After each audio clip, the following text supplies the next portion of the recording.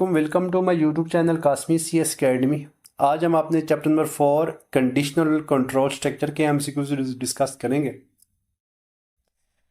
For which purpose if structure is use in programming. If हमारे पास single option के लिए यूज होता है, सिलेक्शन के लिए यूज होता है। Which statement is suitable to use in a situation where there are only two choices.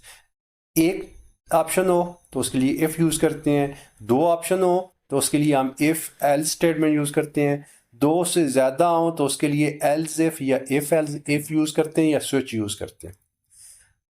तो यहाँ दो ऑप्शन है, दो ऑप्शन के लिए इफ एल्स यूज करते हैं। Which statement can be use in the place off switch statement. तो स्विच का जो अल्टरनेट है वो इफ एल्स इफ, ठीक है। कंडीशनल ऑपरेटर जो होता है वो इफ एल्स का अल्टरनेट है। Which statement can be used in the place of conditional operator।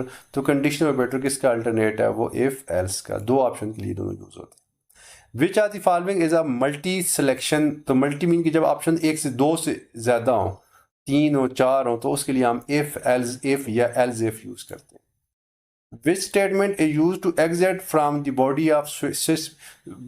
उसकी बॉडी को ब्रेक करने के लिए हम ब्रेक का लफ्ज यूज करते हैं।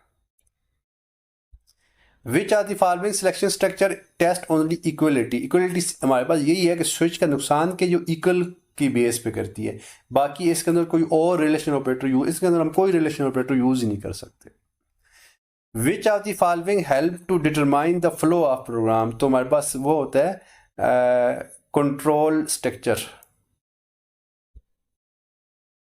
How many type of control statement are in programming. एक सीक्वेंस, एक सिलेक्शन, एक रिपीटिशन, तो तीन हो गए। Which are the following is a not conditional statement। if else switch while। ये कंडीशनल नहीं है, ये रेपिटेशन है, इसलिए बाकी if else और switch जो है वो कंडीशनल है या सिलेक्शन है, जबकि while जो है ये रेपिटेशन है। if false को हम 0 से रिप्रेजेंट करते हैं, true को हम 1 से रिप्रेजेंट करते हैं। Statement to be execute if test expression is false. Else statement, if statement तब चलती है जब कंडीशन ट्रू हो, और जब कंडीशन फॉल्स हो तो वो एल्स वाला पार्ट चलता है। It is also called conditional operator. Conditional operator को आप टर्नरी ऑपरेटर कहते हैं, यह मैं पिछले चैप्टर के अंदर बताया था आपको। Case block end with break statement. The code under this statement to be executed when input does not match any case in switch statement। switch statement के अंदर जब किसी केस के साथ वैल्यू मैच ना हो तो वो डिफॉल्ट के आगे कोई नहीं होता, तो डिफॉल्ट चल जाते हैं। It use when program required more than one test expression. तो हम उसके लिए क्या यूज करते हैं, एक से ज्यादा हो तो उसके लिए नेस्टेड इफ का इस्तेमाल करते हैं। कंडीशनल ऑपरेटर टेक कितनी होते हैं, उसमें तीन होते हैं। हमारे कंडीशनल ऑपरेटर में कितनी होते हैं, तीन, 3 ऑपरेंड होते हैं। एक कंडीशन होती है, एक क्वेश्चन के बाद होता है और एक कॉलम के बाद होता है, इसको टर्नरी कहा जाता है। टर्नरी मतलब 3 होता है।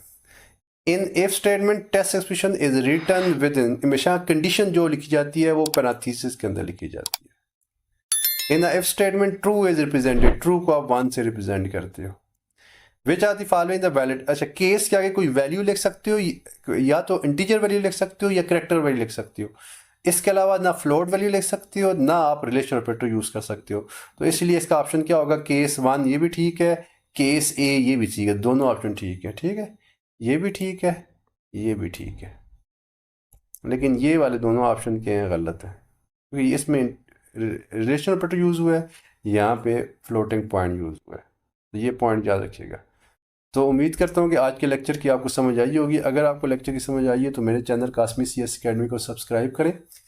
अगर आप मेरे चैनल पे न्यू हैं तो मेरे चैनल को सब्सक्राइब करें, बेल आइकन को प्रेस करें और अपने दोस्तों के साथ शेयर करें। मिलते हैं चैप्टर नंबर 5 के MCQs के साथ, तब तक अपना ख्याल रखिएगा। अल्लाह हाफ़िज़।